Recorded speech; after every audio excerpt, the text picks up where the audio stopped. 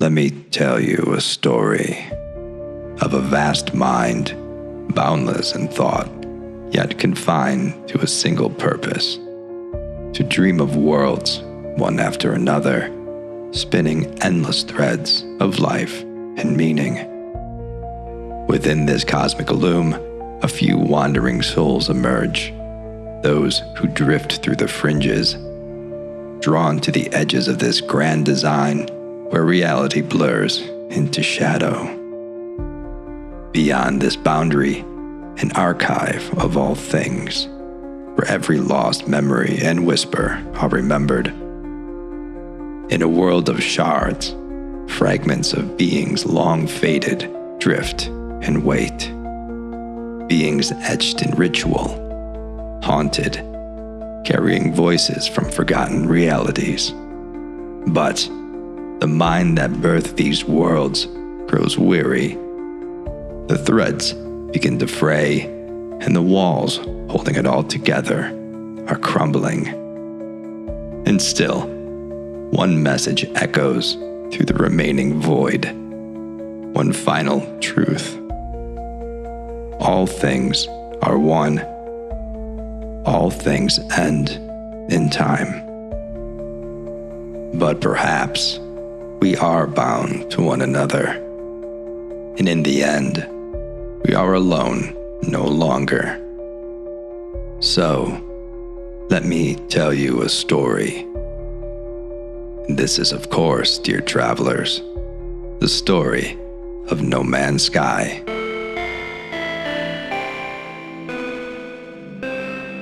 Hey travelers, welcome back to Ghostlight. Expedition 16, The Cursed. It's been out for a week now, and if you haven't started this one yet, don't delay. This expedition has a very quick turnaround time, now with only 1 week left.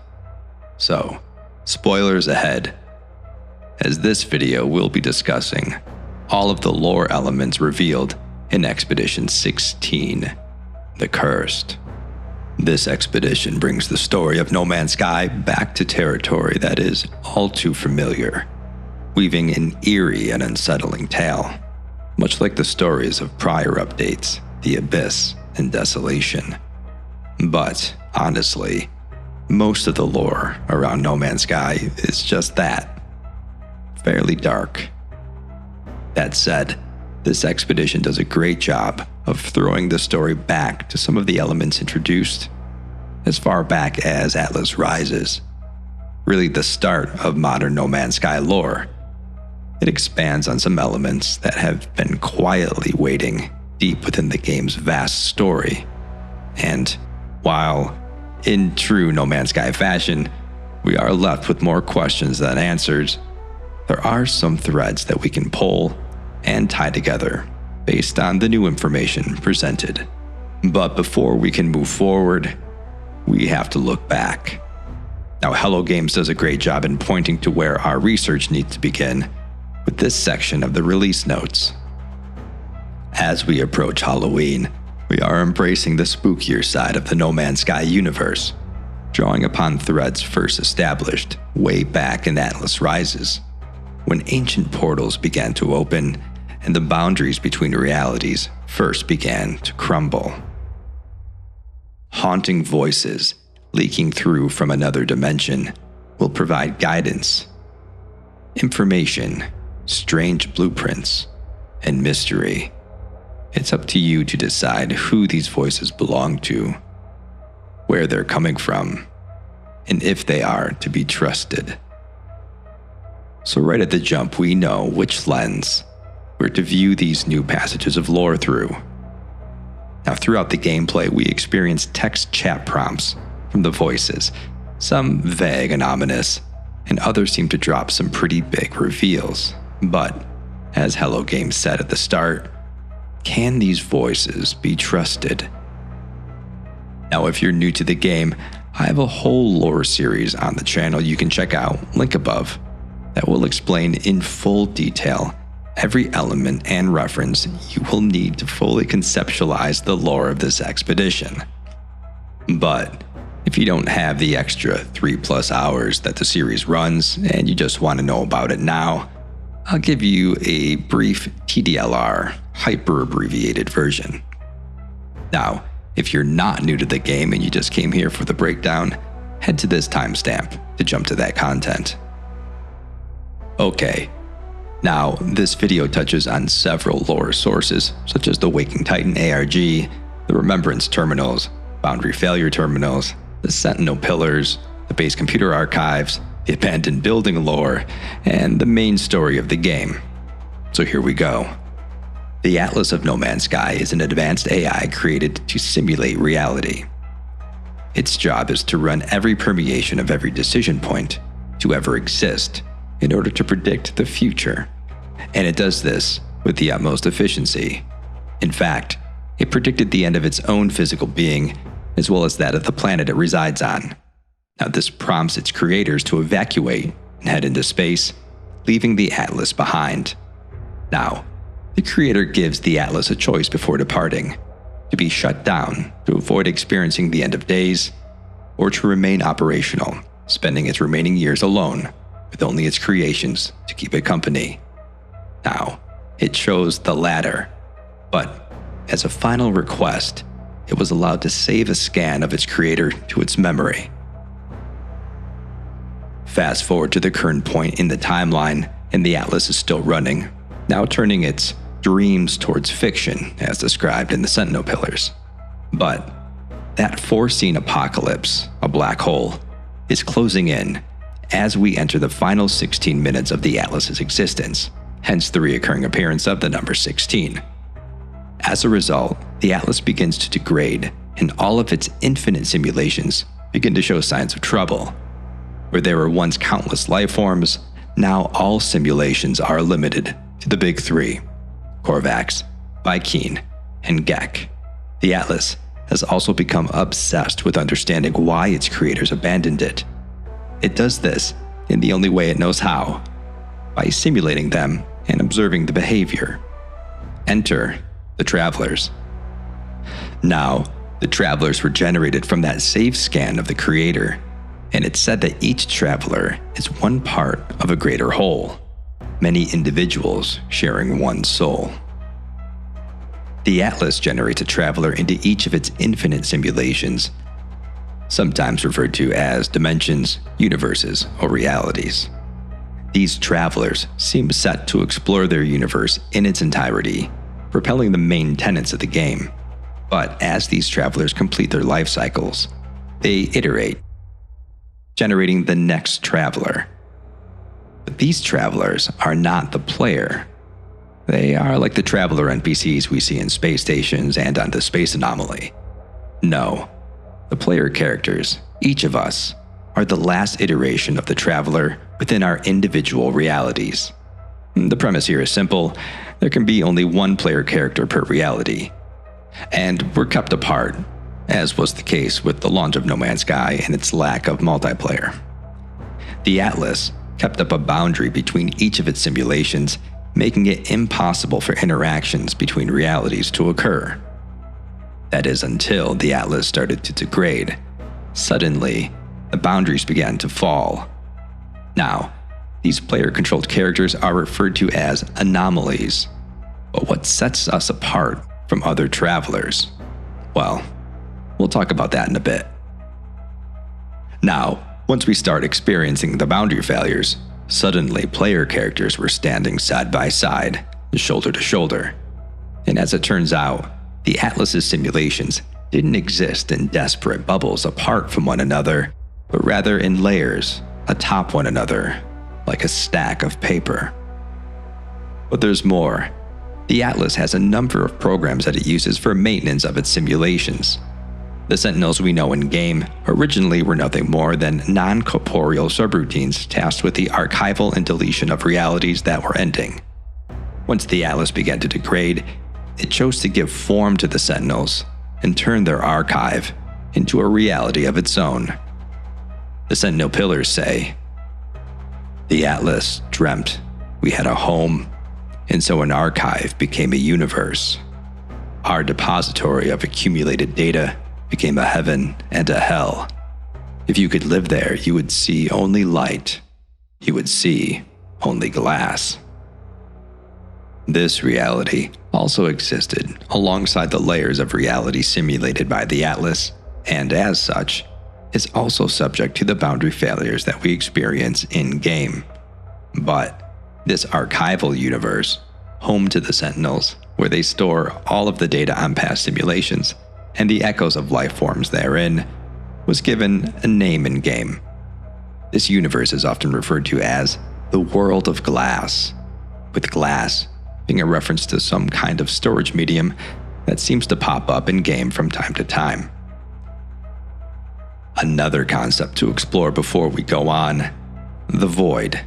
Now, Hello Games has played it pretty fast and loose with references to the void in previous updates, but the Echoes update gave us the most direct way of understanding what the void is.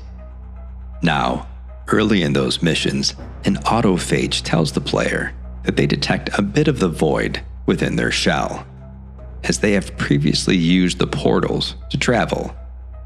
So if you imagine a stack of papers being the layers of reality, the void is the microscopic space that exists between each sheet of paper, an area outside any reality and possibly outside of the Atlas's reach. But how the World of Glass and the void are related is still unclear.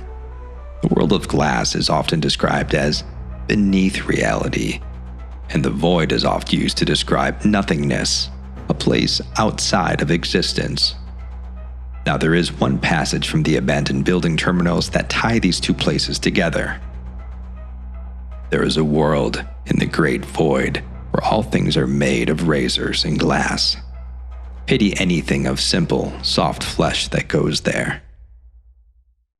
Descriptions of the World of Glass and the void seem to contradict this idea, but it may be that the World of Glass, the archive that's become a universe, exists within the void.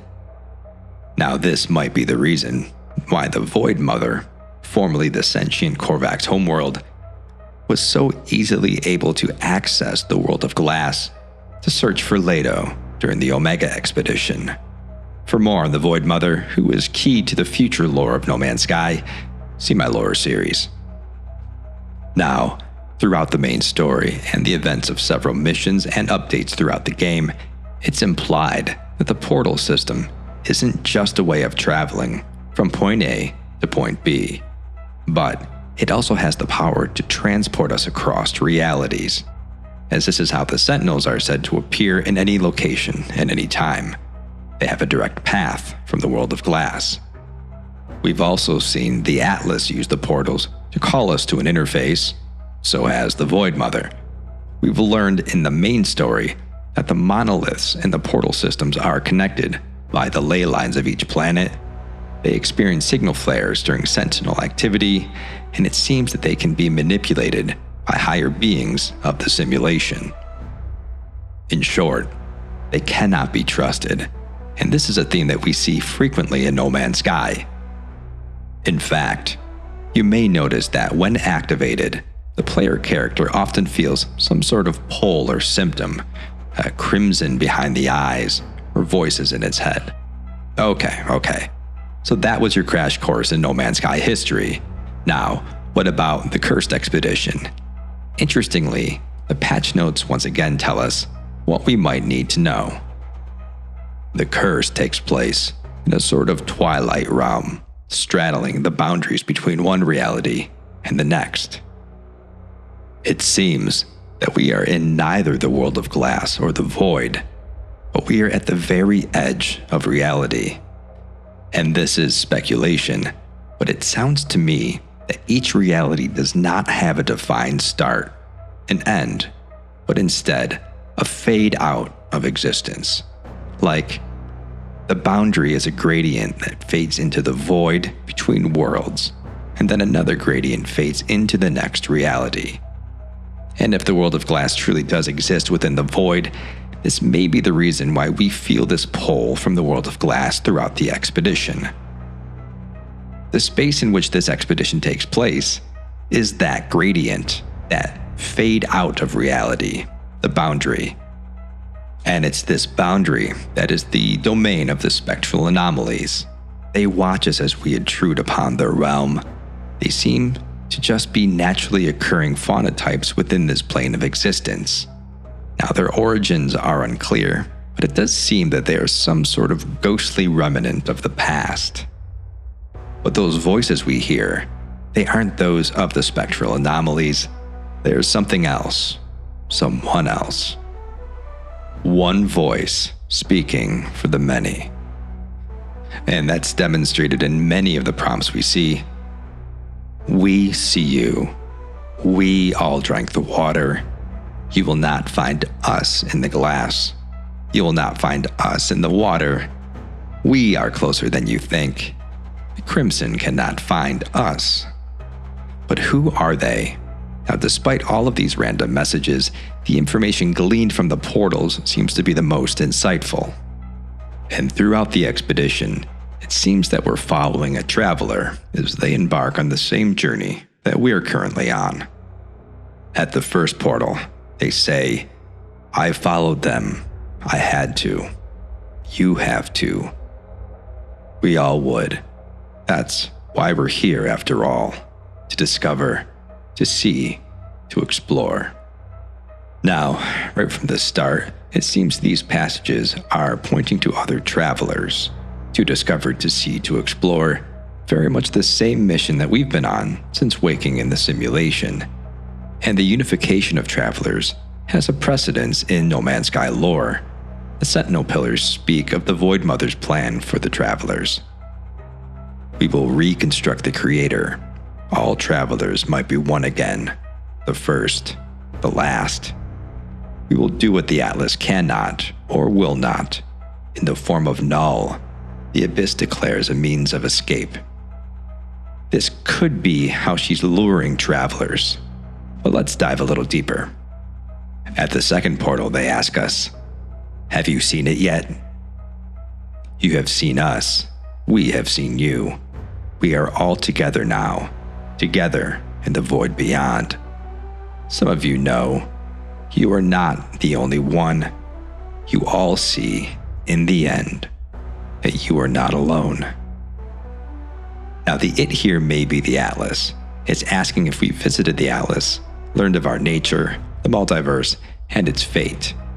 A few interesting things here too. Together in the void beyond, and in the end, you are not alone. To me, the latter of these prompts feels as though they're hinting at the nature of the travelers.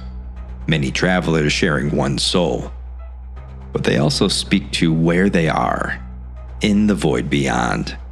As we saw before, this type of rhetoric is typically reserved for the world of glass. Remember, our depository of accumulated data became a heaven and a hell. And maybe this line lends itself to the idea that the world of glass exists within the void, the nothingness between realities. But let's keep digging. At the third portal, they ask us, do you remember what you are, where you belong? Can you see where you came from? Do you remember? Is it first? Is it last? The voice only laughs in response. The sound chills me. Once again, we see the first, the last, as in previous Sentinel Pillar line, pointing to this idea that the travelers are the creators split amongst countless iterations. Now, we often hear the same line from Nada as well. Is it first? Is it last? And the laughter here holds a secret. No matter what you choose, you're wrong. For you are the first and the last. All travelers are one. And this traveler seems to know this. When visiting the fourth portal, they say, we think you understand now. You do not remember your time beyond the boundary, but you understand it. Deep within, you understand. The mind forgets, but the memory lingers. Your journey ends here. Your journey starts here. You cannot leave us now. There is nothing behind you. There is nowhere to run. Now, this idea that you do not remember your time beyond the boundary, perhaps this is referring to the traveler's time, as the creator. Now, we know that the void is beyond the boundary, but it could be revealing that the void is more than just an area outside of the Atlas's simulations, but instead, it might be an area outside of the Atlas themselves.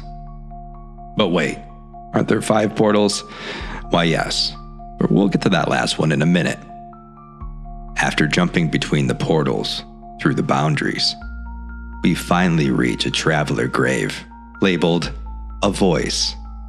Now, this traveler doesn't appear to be anyone of note. In fact, their head is closest to that of iteration 4924 Foxtrot from the appearance modifier. Either way, it seems that they are the source of the whispers that we've been hearing throughout the expedition. They say, we've been here the whole time. I am them, they are me. You are one of us too. We all sing together. Every voice a different chord, the same music. The boundaries melt. The singularity is coming. You know where you have been, even if you cannot remember it. The Atlas knows where we have been, even if it cannot see it. It will not forgive our excursion. Interestingly, the singularity that is coming here may be a reference to the black hole that is the cause of the Atlas's final 16 minutes. This demonstrates an awareness of existence outside of the simulation, which, if true, makes this line especially interesting. The Atlas knows where we have been, even if it cannot see it. It will not forgive our excursion.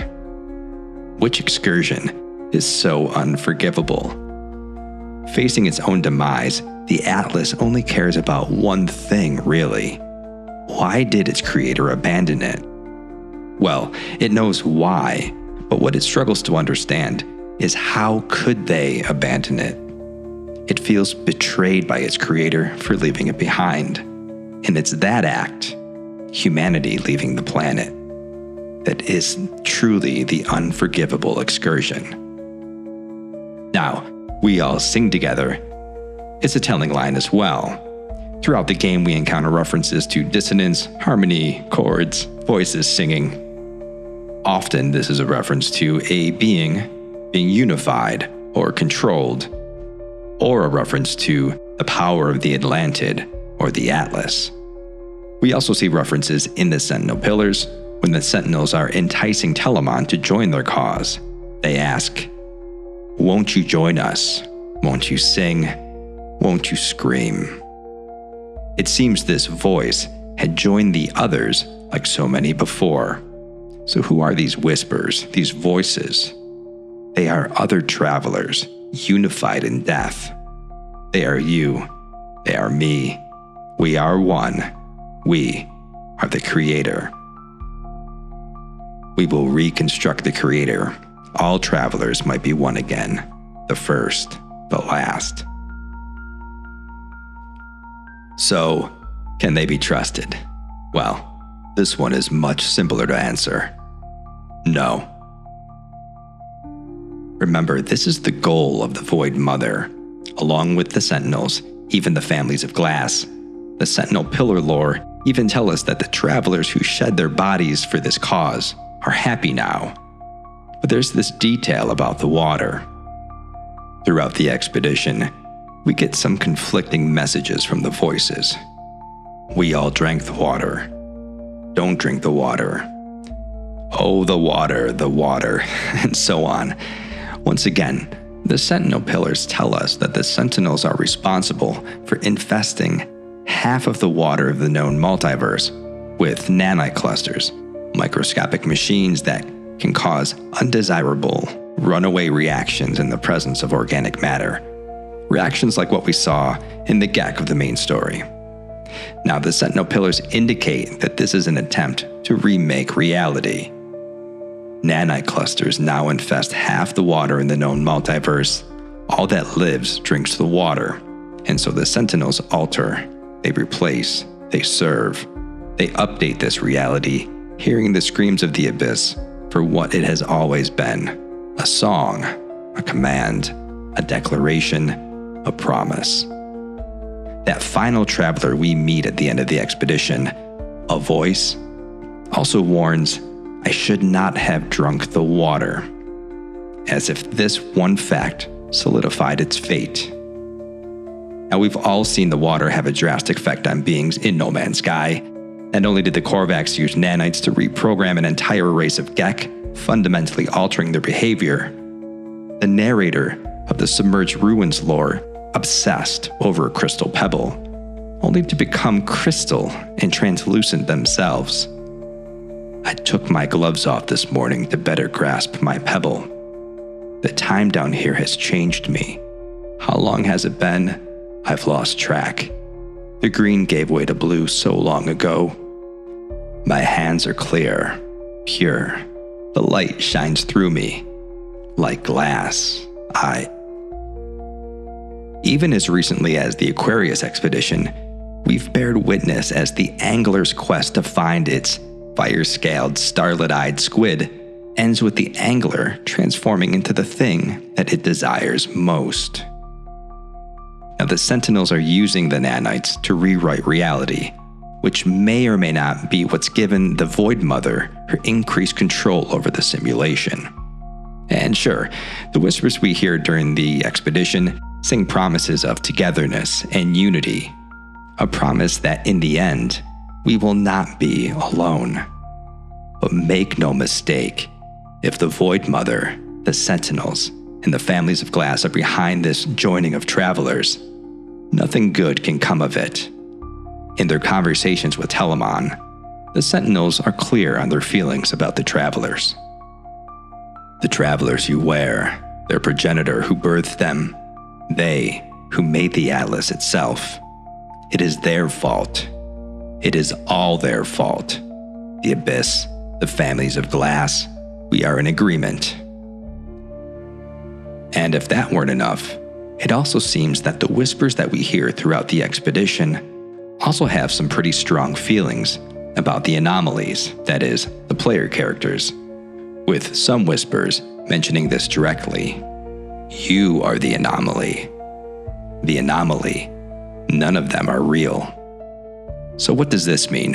Why would another traveler say this? Well, the major difference between the travelers and their subset, the anomalies, is us. That is, you and I.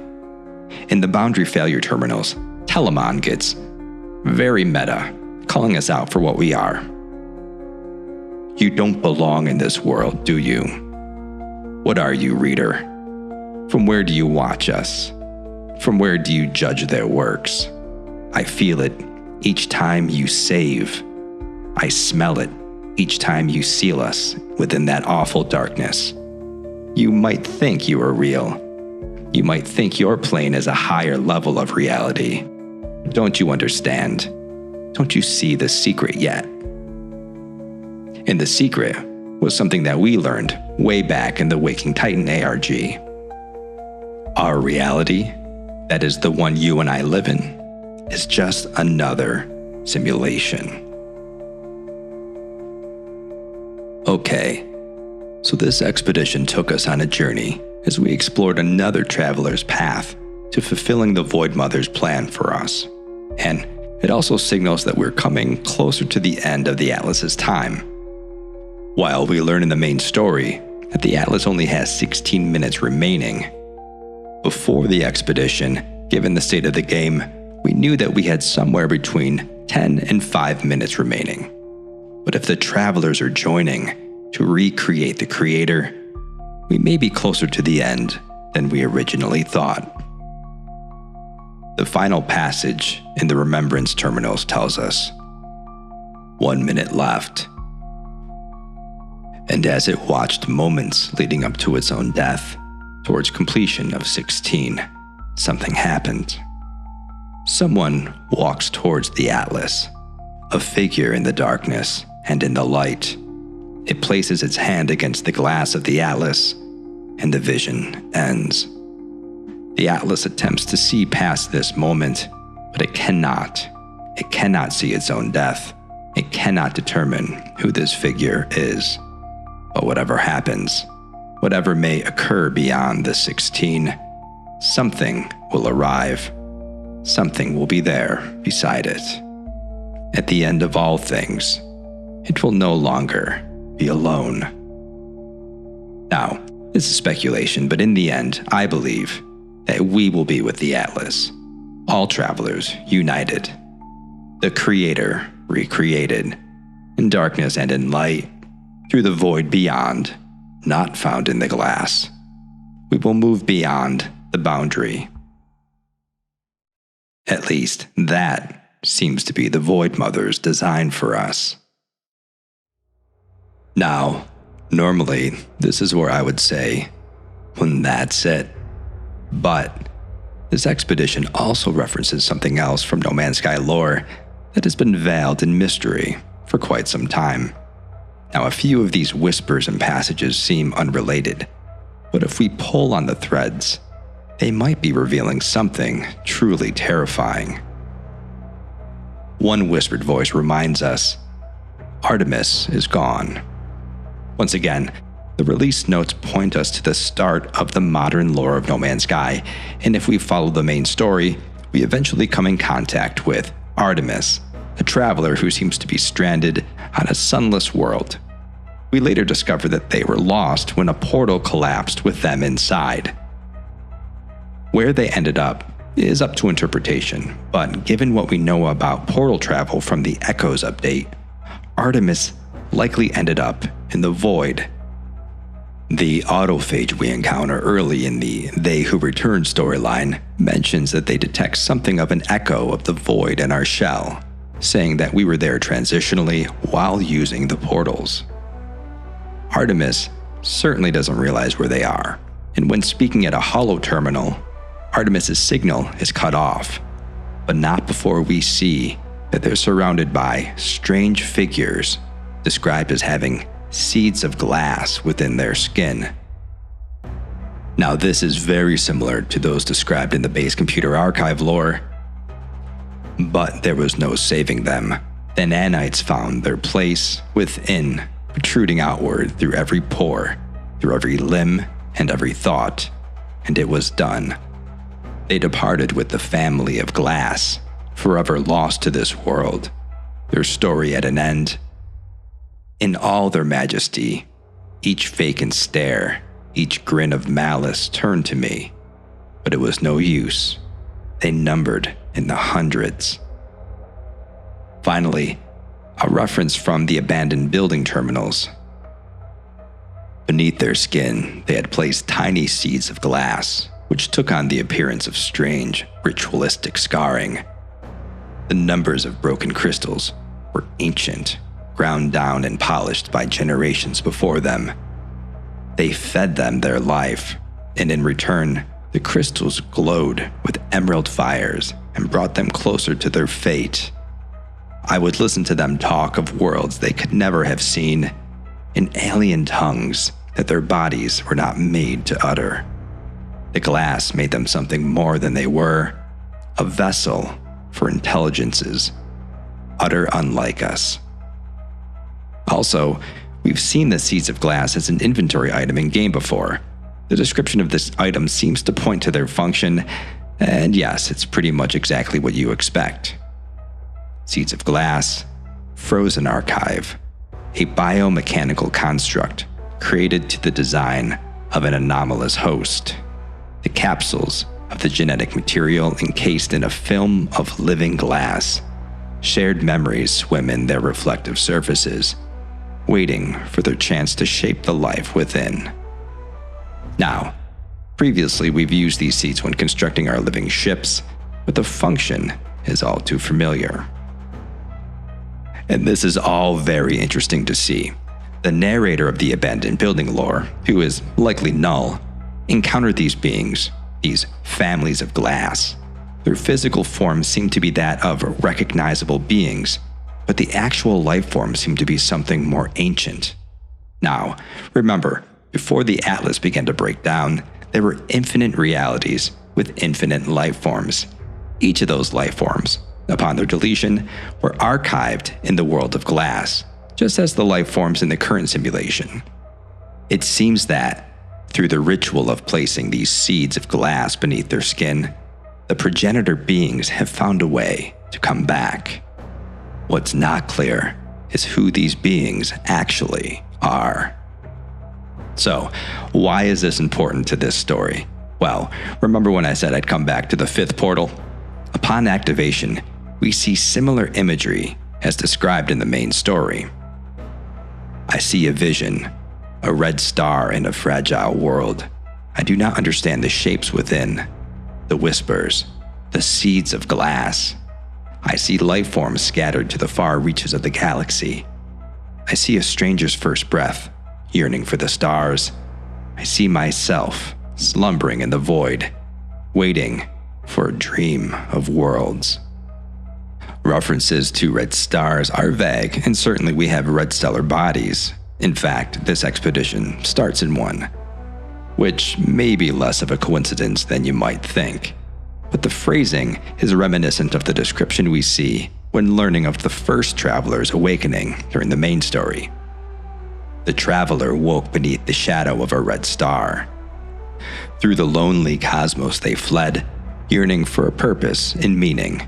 They found an anomaly, an aberration, a door to the heavens. Only the travelers could perceive the portal, though they did not know how to step through. But the words of the traveler at the fifth portal are clear. I do not understand the shapes within, the whispers, the seeds of glass. The shapes could be referencing the same strange figures we saw with Artemis in the main story, but they could just as easily be the crystals from the world of glass. But the whispers, the seeds of glass, these seem to suggest that the travelers who are whispering throughout this expedition do so at the behest of another. Those who wield the seeds of glass, the families of glass, with their vacant stares and their grins of malice. The traveler we follow throughout this expedition, the very one whose grave we find before battling the Boundary Guardian. If this is a sign of how they met their end, it seems that the family of glass has stepped out of obscurity, and perhaps one day soon, they'll step across the boundary themselves. And that's it. I hope you enjoyed this video. Please like and subscribe. Hit the notification bell so you don't miss any future videos. The biggest of shoutouts to my YouTube members at the Riftwalker tier, JC, and Raging Furball, and my friend entities as well.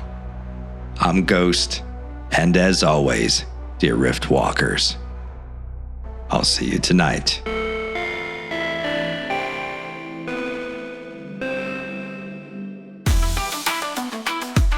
Preposterous anomalous, defy the cosmic kiss, navigating rifts where faint-hearted in the thought of this. Polo and nada in every iteration, old school pioneers on a celestial staycation. From black holes unfold the starlight truth told, when mystery sold we boldly